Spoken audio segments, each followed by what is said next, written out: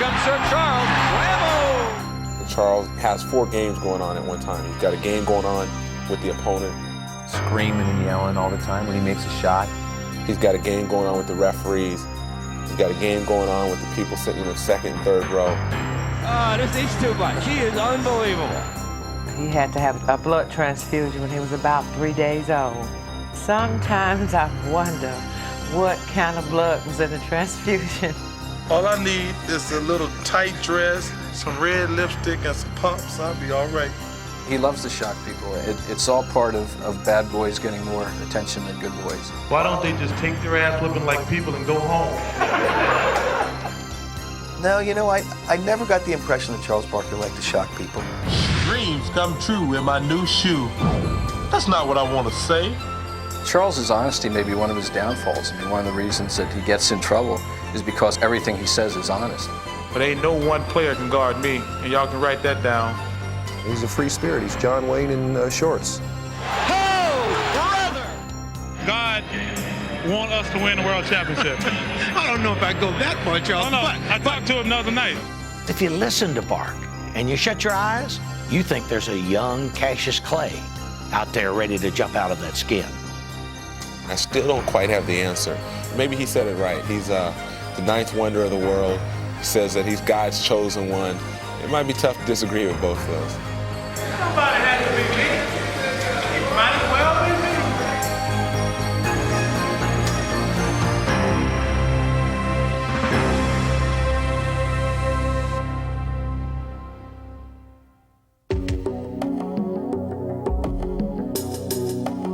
When trying to explain Charles Barkley, it seems that no single image is enough. But despite all of the descriptions that have been offered, there is one that is rarely heard. He was a very shy kid. You know, he was just, he was quiet. I mean, he was. Though this may seem hard to believe, growing up in tiny Leeds, Alabama, that's how Charles Barkley was known. He was on the chubby side, and he was just about as chubby, as tall as he was chubby. And kids used to pick at him. Raised by his mother and grandmother, young Charles was not only quiet, but also unusually mature. He was a father to his younger brothers, you know, because he grew up without a father. I would work 2 jobs, and I would get up so early sometime in the morning time to leave home. I wouldn't have time to do anything. But by the time I got home from that second job at night, the house would be clean as a pin. My mother cleaned houses, and my grandmother worked at a meat factory.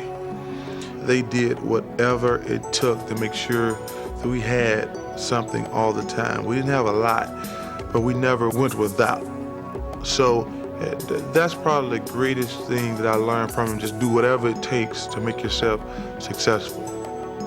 With that lesson in mind, Charles began to play basketball, not only with thoughts of fun and games, but also of his future.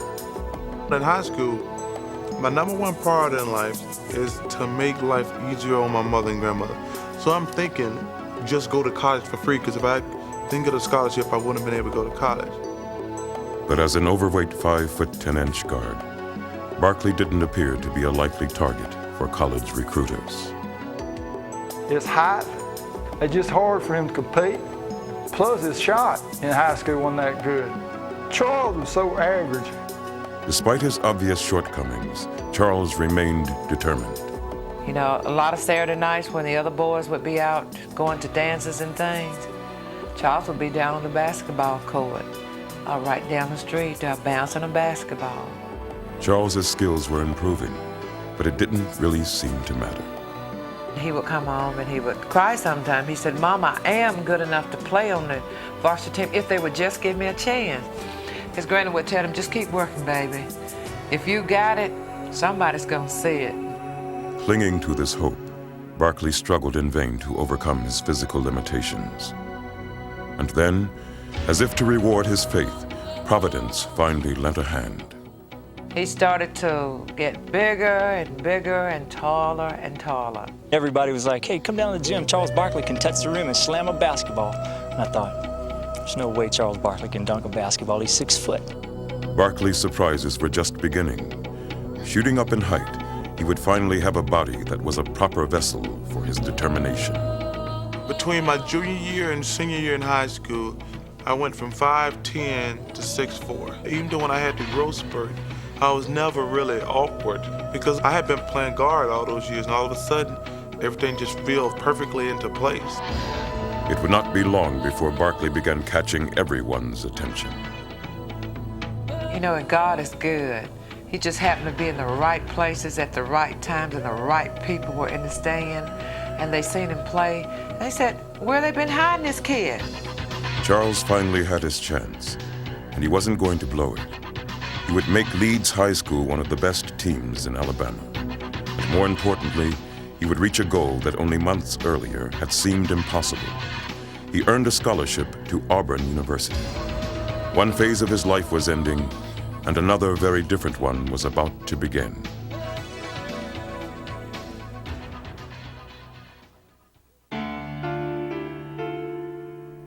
The Charles Barkley who arrived on the campus of Auburn University in the fall of 1981 bore little outward resemblance to the one who had left tiny Leeds, Alabama. Over the summer, he had grown in both size and athletic ability, and now, away from the domestic responsibilities of home for the first time, he was feeling his oats. I would not let him break the breakaway rims down. And he would, every time he would dunk, he would break that rim down and look at me like, what are you going to do about this, Sonny? And I said, now, if you break the rim down one more time, you're out of here. And naturally, he's going to do that. He broke it down, and I ran him out of practice. If Charles was causing a stir on campus, it was nothing compared to the impact he had once he took the court for the Auburn Tigers. Watch Barkley moving underneath now, always in motion. Oh, there goes Barkley. Look out for this one. Here comes the Barkley. Are you kidding me? I've never saw anything like that in my life. Are you kidding me? They threw it away. Barkley with a great anticipation. Look at the big guy move. Do you believe it? Barkley. He could do things you couldn't believe. Barkley, This is Fetterman inside. Blocked by Barkley. The big guy has turned the game around. No question about it. Won't go. There's Barkley again. He lights up the joint. What a player. He was just overweight and didn't look like he was in condition. But once the ball was thrown up and the game began, it was a scary situation. Man, Barkley just hit the deck, and he drew an offensive foul. They're going to call it on Bowie. Incidental contact with that guy over the speed limit could give you terminal whiplash. He got up to like 310 pounds. I mean, the guy was just mammoth. I mean, he was definitely a man-child. It's a race now, but Barkley's back. Watch him go up. Phenomenal talent. Phenomenal talent. Long lead to Barkley. And he's fouled down low. You're talking about box office and marquee value. Barkley's a PR man's dream. He has charisma. With his gigantic frame and his explosive style, Barkley attracted attention everywhere he went. And the unheralded Auburn basketball program quickly seized this opportunity to gain national exposure. We were getting attention out of the fact that Charles was so heavy. And I think we worked hard to get publicity any way that we could. And that was one way to get it. We were selling fat, we were selling anything. And Charles was a sellable item, he really was. Hello, I'm Charles Barkley of Auburn Tigers. Here are a few of my nicknames. The Bread Truck, the Love Boat, Food World, the Frisco Kid, which is my second favorite, the Wide Loafing League, Town of Fun, the Good Time Blimp. And my favorite is the Round Mound the Rebound. Charles had grown from a shy and responsible kid into a brash media sensation. I was always really quiet. And then when they put you in the limelight at the age of 18, you go to college, everybody knows you and everybody's talking to you all the time. Your personality changes. And the true measure of that change was evident in his growing conflict with his coach, Sonny Smith. He was lazy, and he felt like he could play real heavy, and I felt like he couldn't. So we had a little war going there to lose weight. He could have said to me, Charles, you need to lose some weight and you can play better, instead of saying I was a fat, out-of-shape slob all the time. I knew I had something special. I knew I had a pro on my hands, and I knew that it was my responsibility to develop him, give him a chance later, so I was really tough on him. At the end of my second year, I had enough. I had led the SEC in rebounding 2 years. I was all SEC, and he was still riding me all the time. So finally, I just picked up and said, hey, I'm transferring. Charles Barkley had reached a crossroads. In his struggles with Coach Smith, he faced both the benefits and the burdens that came with his newfound stardom. And his resolution of this conflict would set a pattern for the rest of his life. We had a meeting, and we sit down, and he said, hey, you lose a little weight, you'll play harder, you'll play better. And he was right. And I told him what I expected from him, to treat me like a person. I knew right then that I wanted to be treated like a person, not just a piece of meat. Charles would stay at Auburn for his junior season, and it would be his best. He would be named SEC Player of the Year and lead Auburn to its first ever NCAA tournament appearance. And as he made his decision to forego his senior season and enter the NBA, he looked forward to a bright professional career and looked back with new perspective. I had matured from my freshman year. Well, I just rebelled. My sophomore year, I just rebelled. But by the end of my sophomore year, I knew that I wanted more, expected more. I became a person who could speak for themselves. I just grew up from a little kid to a man.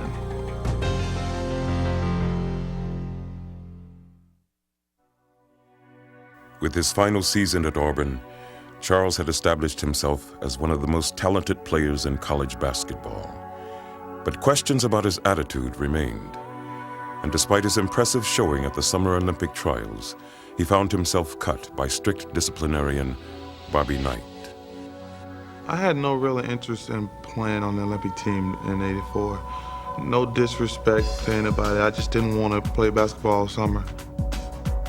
Despite Barkley's questionable reputation and his recurring weight problems, the Philadelphia 76ers made him the 5th pick in the 1984 draft. And as he began his rookie season, Charles quickly displayed the ability that had caught the Sixers' attention. It was just his amazing strength and explosiveness, even at that time weighing around 280 pounds. And you'd say to yourself, wow, this guy could be, something special. But though Charles played with raw passion, he seemed unable or unwilling to discipline his talent. Charles's first year was quite an experience. Charles would act up. Charles wouldn't run back to half court. Charles was very difficult, to say the least. It seemed as if Charles had once again fallen into the rebellious trap that he had struggled through at Auburn. But now, he would have veteran center Moses Malone, one of the NBA's hardest workers, to provide him with an example. You could see that Charles wanted to be great, but he didn't want to work at it. So I said, Charles, things you got to do, it's not going to come easy because right now you're into pro ball, you got a lot of great athletes. So what you got to do, get the attitude and get mean and get aggressive and come play every night. Under Moses' tutelage, Charles learned to tap his vast well of natural ability. Up until then, I had never worked hard. I just played the game strictly on talent. He taught me how to work hard. I got in really good shape, and I'm just watching him and learning from him. As he began his second season, Barkley saw Moses' lessons begin to pay off. Barkley's there, gets it again, reverse left hand by Barkley. Here's a bad pass, it might get out of hand, not before Charles gets it. Bingo. It's just a question of Charles wanting it more in the Dan Brown field. He got believing in himself and got believing in what he could do. And he went to another level. Just as Barkley was beginning to mature as a player, however, he would be thrust into a demanding new role. At the age of 24, the mantle of responsibility had fallen on him. Doc was gone, Moses was gone, Bobby Jones was gone, and it was Charles Barkley's team. It was a challenge that stoked Barkley's competitive fire. Responding with a vengeance, he would take his game to another level and take the league by storm.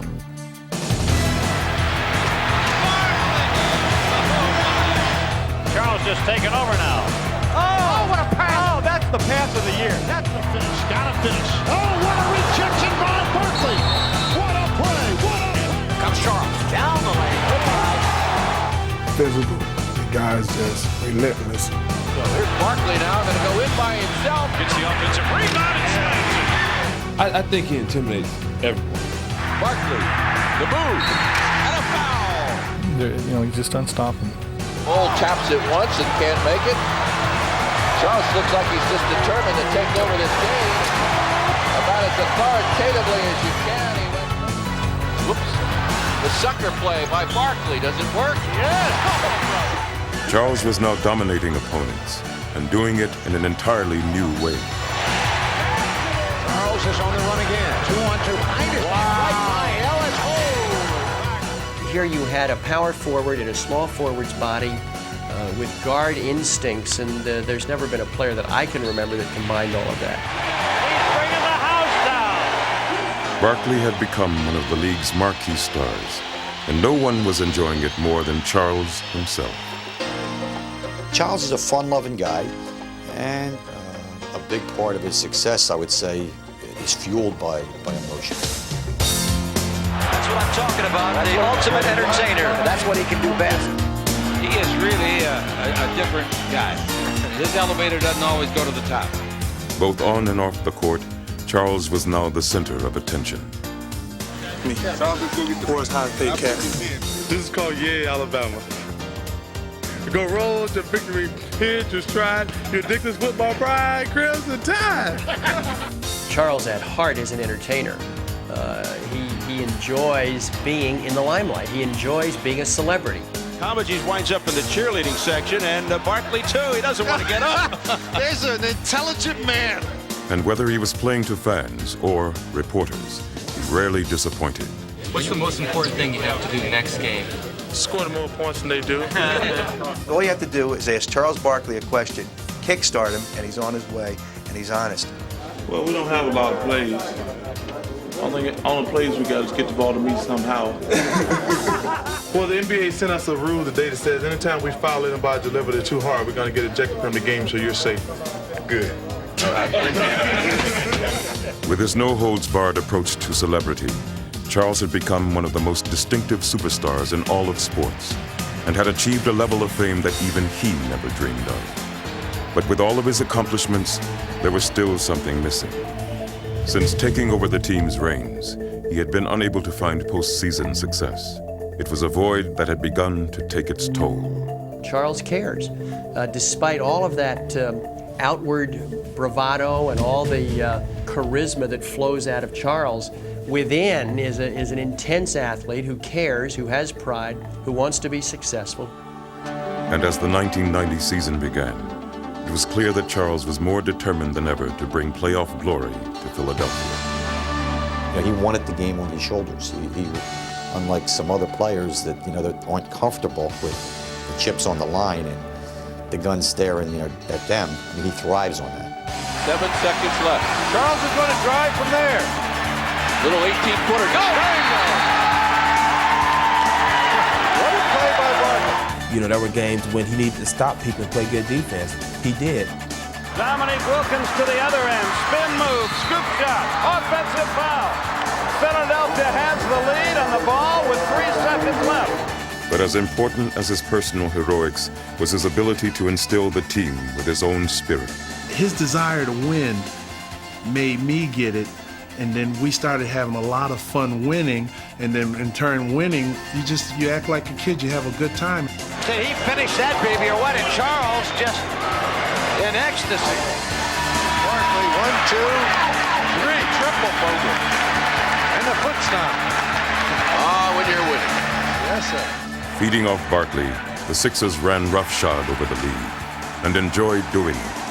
Piling up 53 wins and capturing the team's first Atlantic Division title in 7 years, they surged through the season on an emotional high. Sixers will set up for the final shot. AC Green and Charles Barkley. Charles with room.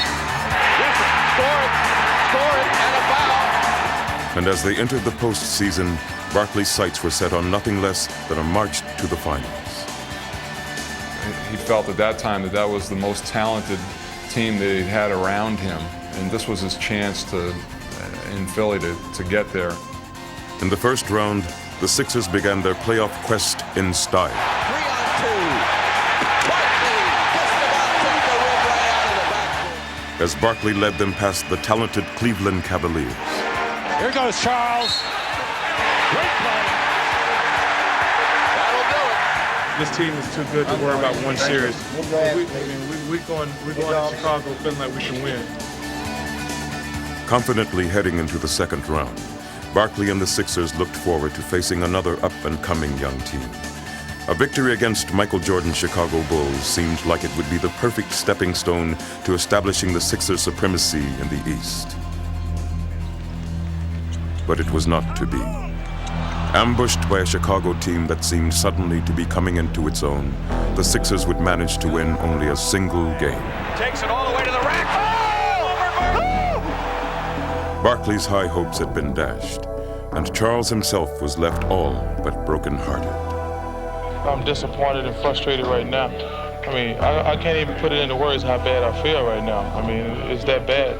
You know, most of the people out there, they don't understand. They think it's just a game you play. This is your job, and you really care about winning and losing. Chicago would go on to win a championship the very next year, but Philadelphia would never recover. Injuries and ill-fated trades would disband the group of players that had achieved such special chemistry, and Barkley could only watch in frustration. You know, we were only a player or so away from really being able to challenge the whole thing, and before that could happen, that team was dismantled, and I think that really bothered him. Barkley's emotional slide was just beginning. The Sixers began to lose with regularity, and Charles's playoff dreams seemed further away than ever. I could see the frustration in him as the year went on because he felt that you could see it, that the opportunities were dwindling away. And Charles was typically candid with his emotions.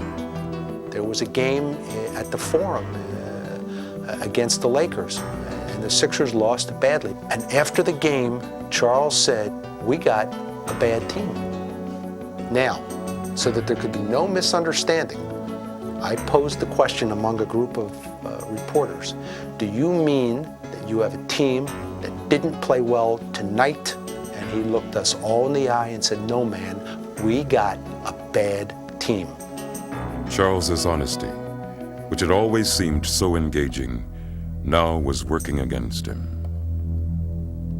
You know, when you're losing and when you're as abrupt and as abrasive as Charles, that gives people a reason to get on you even more and to start to dislike you. As bad as things were, they would only get worse. Frustrated fans looked to Barkley for answers, and unable to provide one, he could only echo their anguish. Charles is frustrated. He's upset because his players are not giving him the ball. His plight would hit bottom in New Jersey. Angered by heckling fans, he would spit into the crowd and unwittingly hit a little girl. That was a bad time for me. I mean, I ain't lying. I didn't think I was gonna make it. I didn't think I was gonna make it then. I will truthfully admit that. I thought I was gonna go crazy because everybody in the world was against me then, and rightfully so.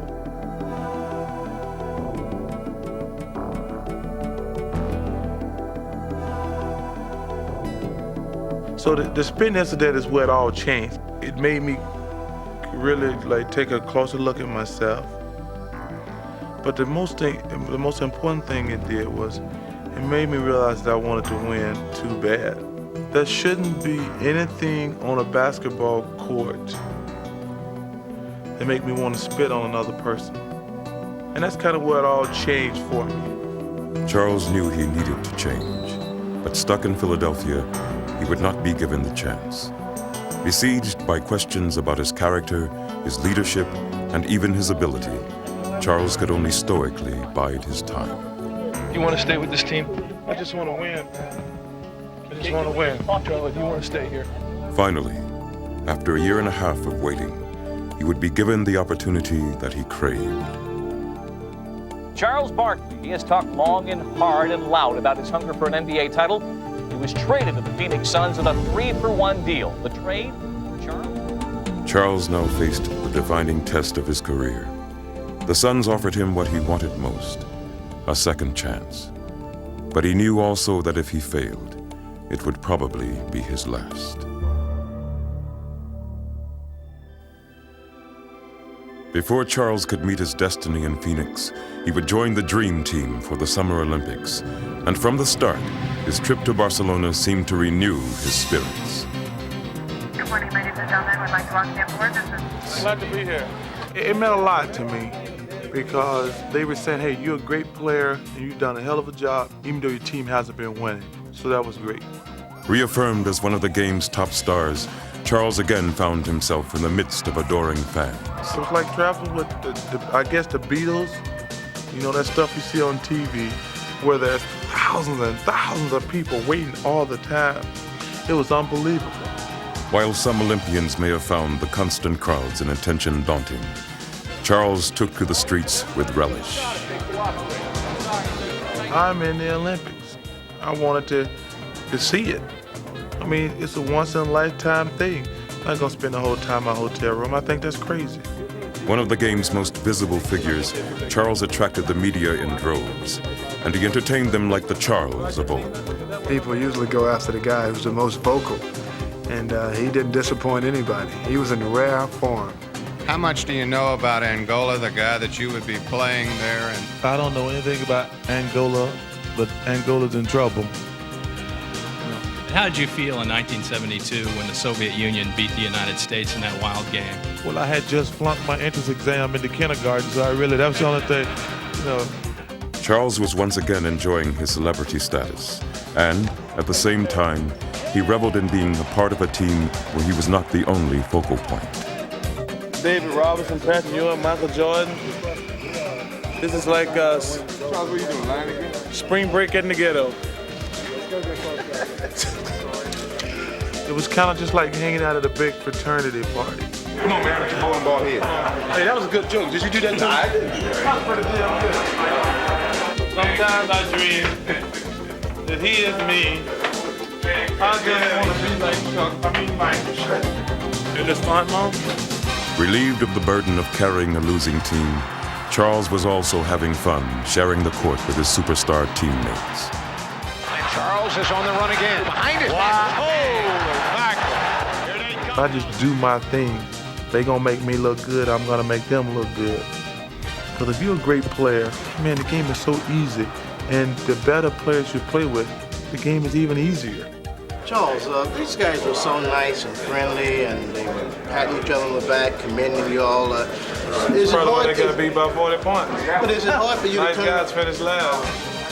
And as the Dream Team swept to its ultimate goal,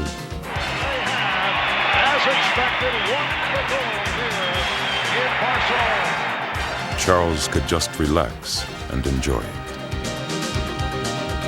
I think there was never really any doubt we were going to win the gold medals. We took the gold medal for granted, but the whole Olympic experience was just fun for me. Though Charles's triumphant Olympic performance had served notice that he retained his distinctive flair, he arrived in Phoenix facing heavy scrutiny. The Suns hoped that Charles would transform them from a perennially good team to a championship contender. But the questions that had arisen in Philadelphia had them nervously wondering whether he could handle the challenge. I remember when we made that trade, people were skeptical about that. They said, well, a conservative community like Phoenix, how are they going to accept Charles Barkley? We're like everybody else. We knew what you read in the paper or what you hear. And I think everybody was a little, anticipating maybe the worst. Though the pressure on Charles could hardly have been greater, he faced it without ever letting it affect him. You know, when I first came to Phoenix, I'm going to be myself. I don't really worry too much about what other people think. From the first day of training camp, he challenged his teammates. I remember one of the first things he did in a practice was he just hammered Cedric Ceballos. He wanted to see how everyone was going to react to that. I just thought that was unnecessary, uncalled for. I let him know, and we got into a little verbal battle out there on the court. His reason for doing it was basically trying to see who was going to speak up and who would go to war and who would support their teammates. I think everybody started to see that, there's only 12 of us. We need to have all 12 going in the same direction and going towards the same goal. And he brought the team a lot closer by doing that. With his new teammates now firmly behind him, Barkley was ready to take Phoenix into the 1993 season. Howard, it's stolen by Barkley. Here comes Sir Charles. Whammo! Blocked from behind by Barkley. My, oh my, where did he come from? Barkley, nice spin move. Oh, you talk about power. As he had in Philadelphia, Barkley would now put his personal imprint on his team. If you're getting a loose ball and you're close, he'll tell you, get the hell out of the way, this is my ball. A three for Marley that won't fall. Tipped in the air, there's Barkley. If the ball is up for grabs and Barkley is anywhere near it, it's Charles. He absolutely thinks he's the best player on the floor and that he knows more than the referees and you know, nobody should stop him. Here he comes again. And here comes Charles. Don't get in his way. He brought that role of being Mr. Big Tough Guy all the time, making sure that everybody knew that, you know, when the Suns are coming to town, it's a possibility of you getting blown out, getting your butt kicked or whatever. Everybody's starting to put their shoulders up higher, their heads high, and walking with that arrogance.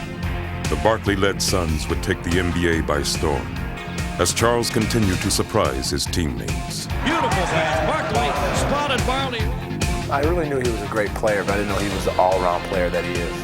Barkley, and look out, here comes Phoenix. Oh, look at that pass. Oh, my goodness. I didn't realize he could shoot the ball from three-point range. Gill bounced to Charles, 4-3, got it. Beautiful shot, Charles. I didn't know he was a good shot blocker. Blocked by Barkley. Oh, what a block. I mean, he's won probably 3 or 4 games just by blocking shots at the end of the game. 8 seconds to play. Here's the drive by Smith. It's blocked by Barkley. Saved by Marley, and he's fouled with 3 seconds to go. Barkley made the block. Barkley made the block. Oh, brother. 3 seconds left in the game. It was just an unbelievable feeling to be on a good team with good guys, and it's just fun when you win. It's that simple. Barkley was once again lighting up arenas with his unabashed love of the game, and the skepticism that had greeted him in Phoenix now turned to celebration.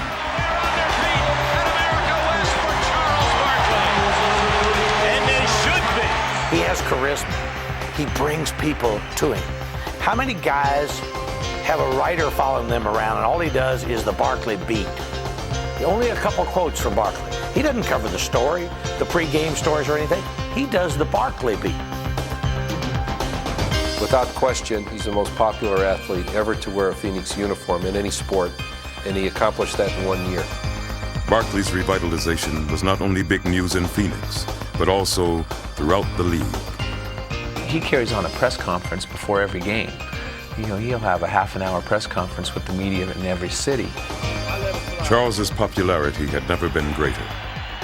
Now the player who had been the league's most notorious villain was its most celebrated star. Charles Barkley! Wait a minute.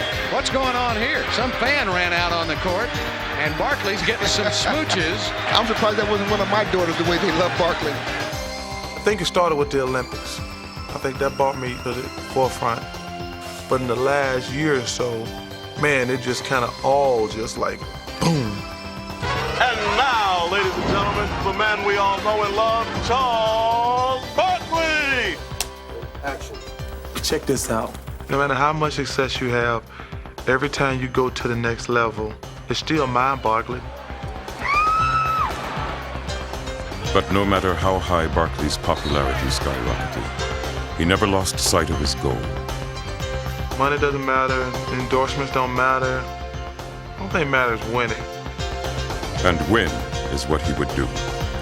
He would lead the Suns to the most victories in franchise history and garner for himself the game's highest individual honor.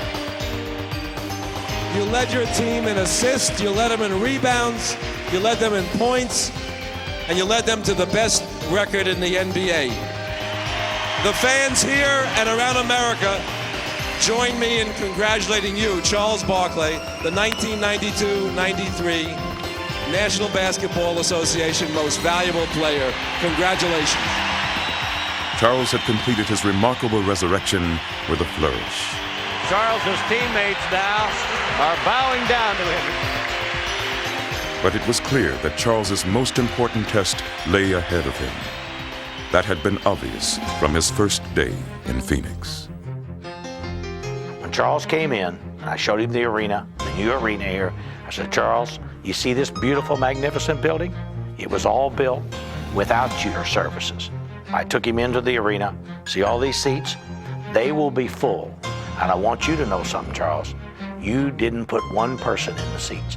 Every seat was sold out before you ever got here. Now, look up there. What don't we have? Championship flag. That's what we want from Charles Barkley. If you don't bring that championship to us, then don't be telling us what you did for us. Pass to Worthy. He might score it himself. Slam! But as the playoffs began, it looked as if Charles's inspirational season was going to end embarrassingly short of expectations. And the Los Angeles Lakers go home one victory away from knocking out the winningest team in the NBA. Oh my. We're down 0-2, and I know the next question is, are you guys dead? No, we're going to win the series. We're going to win one Tuesday, and the next game's Thursday. We'll win there. Then we'll come back and we'll win the series on Sunday. And everybody will say what a great series it was. Westfall had made the guarantee. And now Charles would shoulder the burden of making good on it. Hey, sir, let's put it together, guys. Let's win. We got to win tonight. That's simple. Let's show up. So you're always nervous. But it's not a nervous scared. It's nervous like, what can I do now? What he would do was to lead one of the most dramatic comebacks in playoff history, as he simply refused to let the Suns be defeated. They're fighting for their life, led by Charles Barkley. Charles makes everybody's job so much easier because he takes such a burden on himself. He's the superstar of the team. He is willing to take that responsibility for wins and losses. Leading the Suns to 2 straight victories in Los Angeles, Charles returned to Phoenix ready to fulfill Westfall's prophecy. And though the Lakers put up a bitter struggle, Charles finished them off with a relentless determination. In overtime, Phoenix advances. Barkley's next challenge came in the person of San Antonio superstar David Robinson. The baseline gets in underneath. A lot of traffic, though. He's going to lose the ball. Dives for it. Finally picks it up. Here's his fadeaway. He got it. He wouldn't give up on it. With Barkley and Robinson battling to a standstill, the series remained deadlocked through 4 games. But it would be in the 5th game that Barkley would face the Spurs' stiffest challenge. In Game 5, I probably played my best game of my life. We were down the whole game, and I scored 20 points in the 4th quarter, and it was just unbelievable. Barkley now comes in underneath. Reverse layup won't go. He battles for the rebound, follows and scores. Robinson tries to jam it, and it's blocked by Barkley. The defensive gem of the night. Here he comes. There he goes. Those are the big plays the Suns need. Ainge on the drive. He'll follow. No! Barkley's there. He'll put it up. Oh, what a shot! Oh, my goodness! He has been a terror here in the 4th quarter. What a game! Nothing personal. I don't mean to brag, but can't no one person stop me. But don't take that personal. Game 6 would again turn on Barkley's personal battle, as the Suns again looked to him for last-second heroics. It's time to go to work with Chuck. KJ will be up. We got 3-point shooter spotted. Bring Chuck right to the ball. Chuck, you go to work. Yeah, I got the best. He wants the ball. Charles wants the ball in every pressure situation there is. Robinson on Barkley. It's his game to win. Barkley, 20-footer, yes, with 1.8 seconds. Charles Barkley. I'll take any shot, anytime, anywhere. Somebody got to be the hero. Might as well be me. In the conference finals, the Seattle Supersonics strategy was a simple one. Stop Barkley, and you stop the Suns. Barkley takes it inside, keeps coming, goes to the hoop. He's knocked down. No whistle, no harm, no foul. Double and triple teaming him, Seattle worked to frustrate Charles. But his fiery determination was undimmed.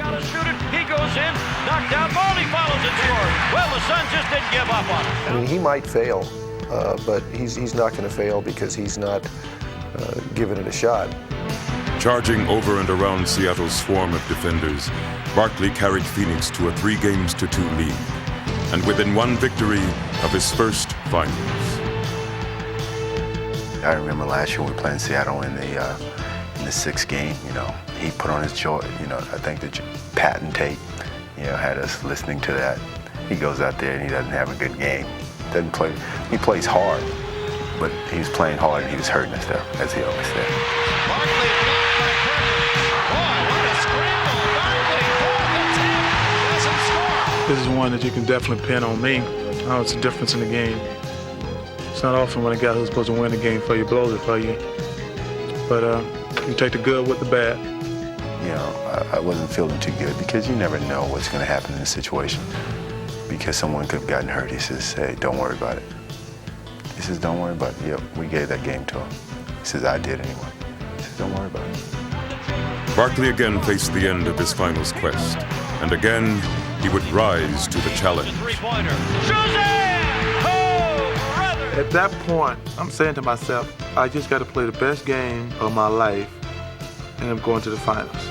Frank Johnson comes up with a loose ball. The Suns on the run. Give it to Barkley. Huevo. That's all they needed. Barkley. Wham, bam, slam. Here's the man going to work. Gets the double team. Oh, my. I said, don't get in my way. Attention. Attention, Chicago. He takes it to the iron and misses it. Gets her rebounds. Barkley. He's everywhere. And that's what happens when you got your game on. There goes that man again. He has been the man who's been leading them, and he's fired up, Dick. He wants that ball. Barkley scores, and he is now. Superstars come to play in big games, and Charles Barkley has come to play tonight. In that 7th game, I think he had 44 points, 25 rebounds. And he said, Frank, I told you not to worry about it. And the Phoenix Suns are in the NBA Finals in quest of their first ever NBA championship. That was a perfect example of his will to win. He was not going to allow us to lose that game.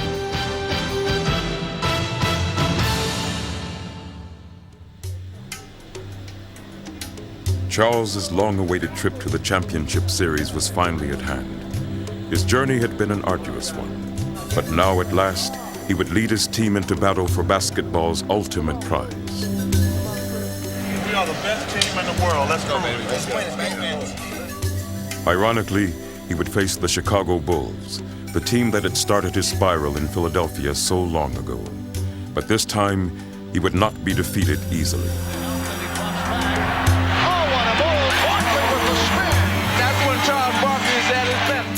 And even as the Bulls jumped out to a 2-0 series lead, Charles remained steadfast in his belief in himself and his team. Kevin Johnson hearing it.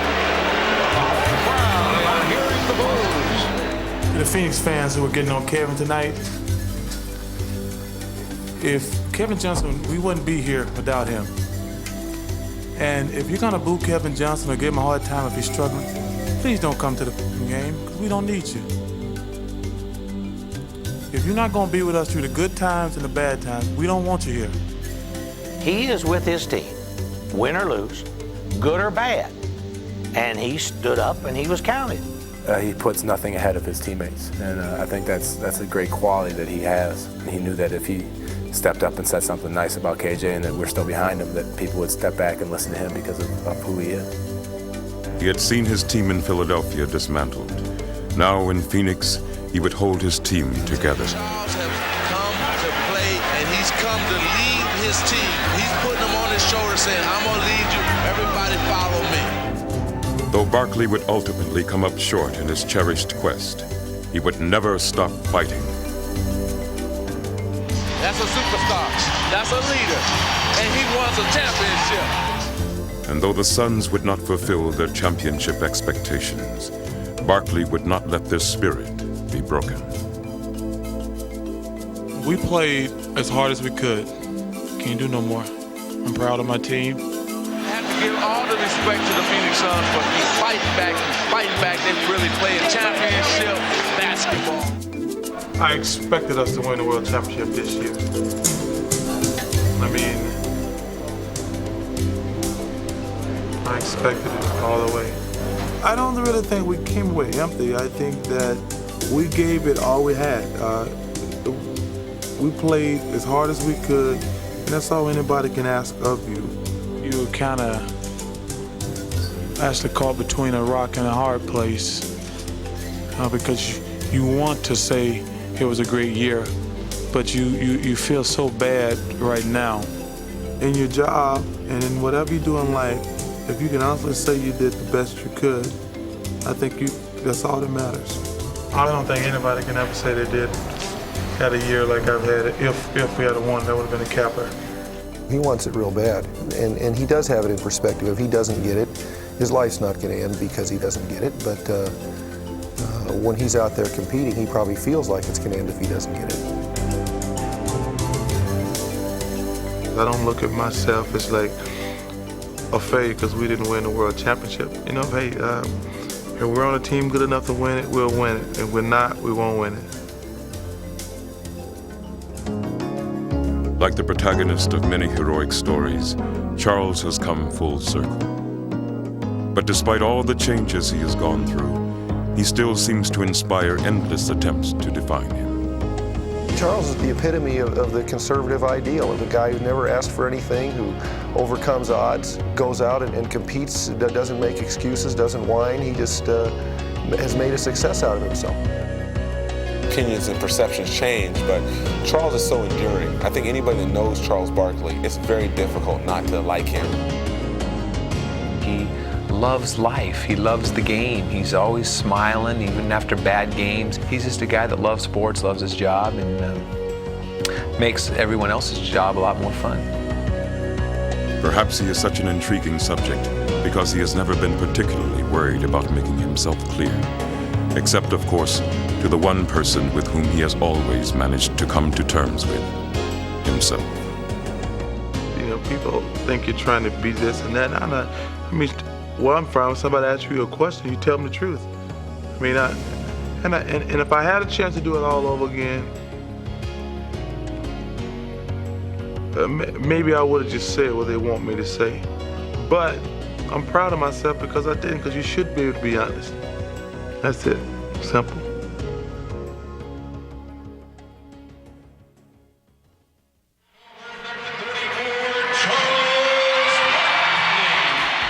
Here comes Charles. Get out of the way.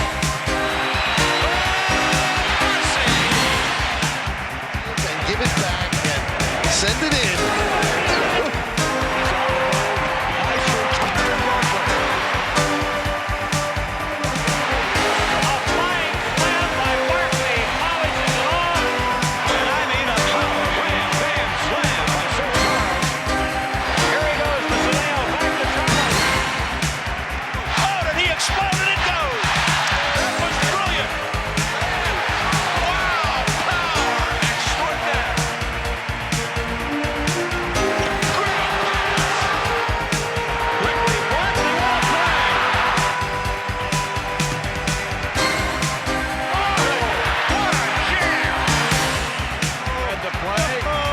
Special in the air right there. Taking the run live underneath the Barkley. Forget it. Watch his eyes light up. Whoa, I'm going to the hole. See you later, kaboom. Gimbelik's trying to break. Sixers got back in. Rejected.